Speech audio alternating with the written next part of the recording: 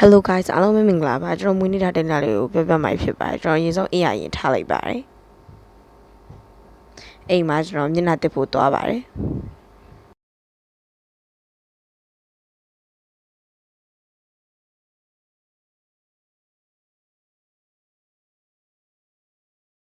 အိမ်မှာကျွန်တော်သွားတိုင်းမျက်နှာတစ်လိုက်ပါတယ်ပြီးတော့မျက်နှာလေးပါလေးနည်းနည်းပါတုပ်လိုက်ပါတယ်ဒါတော့ကျွန်တော်စပိန်နဲ့ဖျားသွားမှာပဲဖြစ်ပါတယ်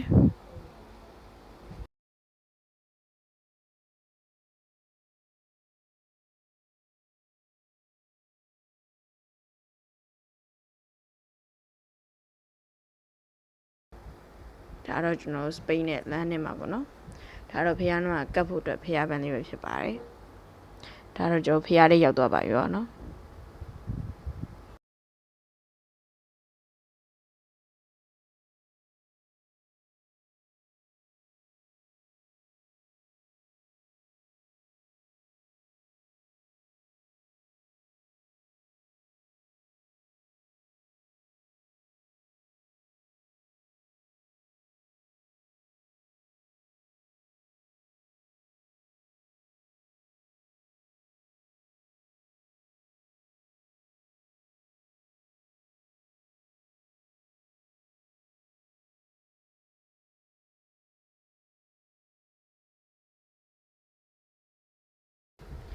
ကျွန်တော်အဲ့ဒီမှာဖျားပန်းရဲ့အမွှေးတိုင်ရဲ့ဖျောင်းနိုင်ရဲ့အဲ့မှာကတ်လိုက်ပါတယ်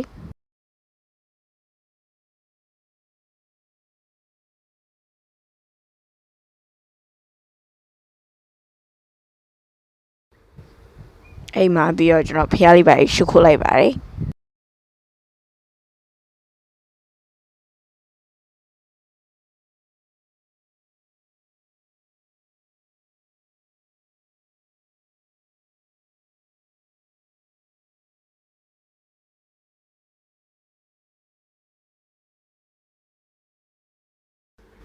အိမ်မှာကျွန်တော်ဖျားတဲ့ပြန်ထွက်လာတယ်ဖျားတဲ့ပြန်ထွက်လာပြီးတော့နောက်ထပ်ဖျားကိုထပ်ပြီးတော့သွားမှာပဲဖြစ်ပါတယ်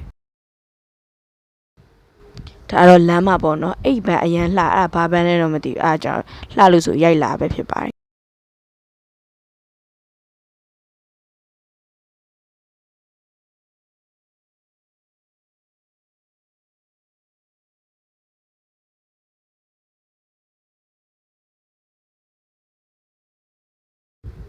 ကဲကျွန်တော်ဒီဖျားကိုသွားမှာပဲဖြစ်ပါတယ်လမ်းတွေ့နေရတဲ့ဖျားလေးပေါ့နော်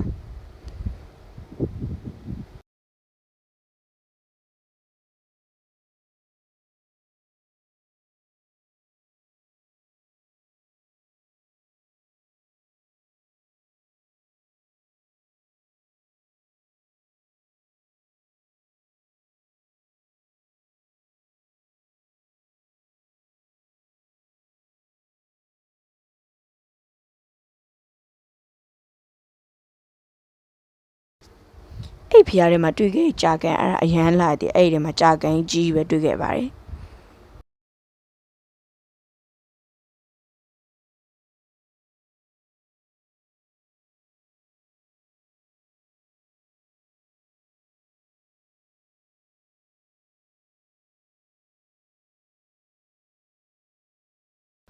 အဲ့ဒီမှာကျွန်တော်တို့ကြာကန်ကိုကြည့်ပြီးတော့ဖျားပေါ်တက်ပါတယ်အဲ့ဒီနားလေးမှာနေတဲ့အဲ့စကူပန်းလေးတွေအရန်လာတယ်အပေါ်တက်လာအရန်မိုက်တယ်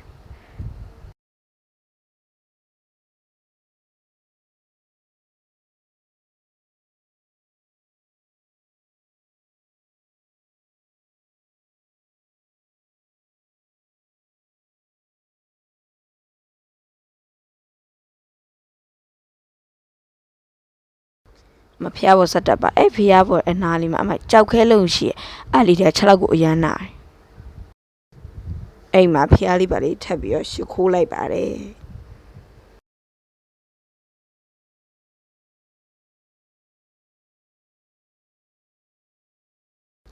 အဲ့မှာအဲ့အပေါ်လမ်းကြည့်ရတဲ့ဖြူကအရန်မိုက်တယ်တိလားလေးလေးတစ်ဖြူဖြူနဲ့အရန်ကြိုက်တယ်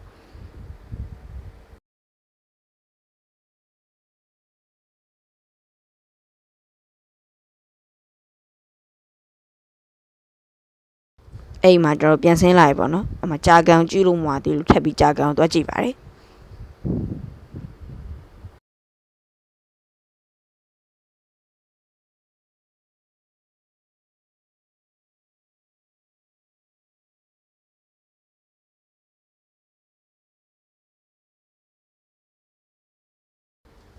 မှာကျွန်တော်ကြာကန်ကိုထက်ကြည့်ပြီးတော့ဖျားပန်းကတ်ဖို့အတွက်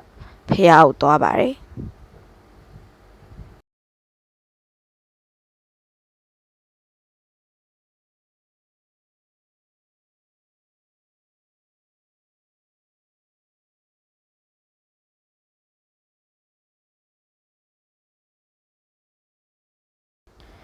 ကဲဒီမှာဖျားပန်းကတ်မှာပဲဖြစ်ပါတယ်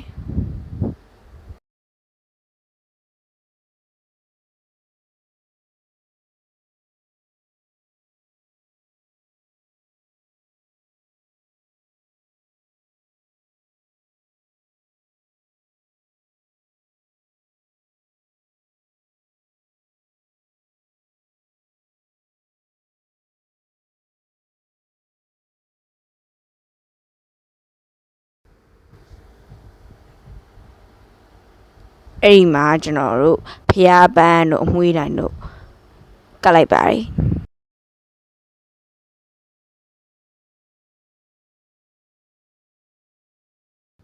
အားလုံးမတက်တာပါပတ်2ကြမှာပြန်တွေ့ပါမယ်ကဲဒါတော့ပတ်2လေးပဲဖြစ်ပါတယ်အမနှိကင်းကြော်ဆောင်ဖို့ဆန်နေထုတ်တယ်ပြီးတော့ညနေကြော်အေးတွေဖြောတယ်အဲ့မှာနို့စီနဲ့တကြားနဲ့လို့ဆိုနို့စီနဲ့တကြားတော့ဝယ်ပါတယ်ပြီးတော့ဆန်နေဝေးပါတယ်ဒါတော့ငါးစာကျွေးဖို့တော့ငါးစာတော့ဝယ်ပါတယ်ကဲငါးစာဝယ်ပြီးသွားပါပြီအမငါးကန်ပေးနေမှာအင်ဂျင်ပန်းလေးပေါ့နော်အဲ့မှာငါးစာကျွေးပါမယ်အဲ့မှာအရန်ကြောက်ဖို့တော့ကောင်းတယ်ငါးတွေကအကြီးတွေပဲမိုက်လဲမိုက်တယ်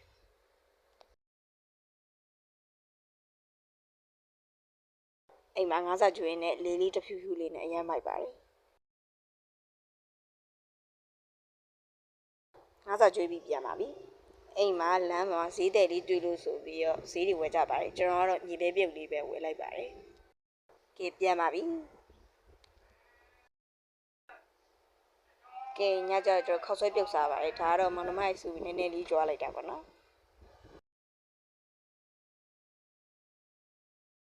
အိမ်မှာ spicy ခောက်ဆွဲလေးစားလိုက်ပါတယ်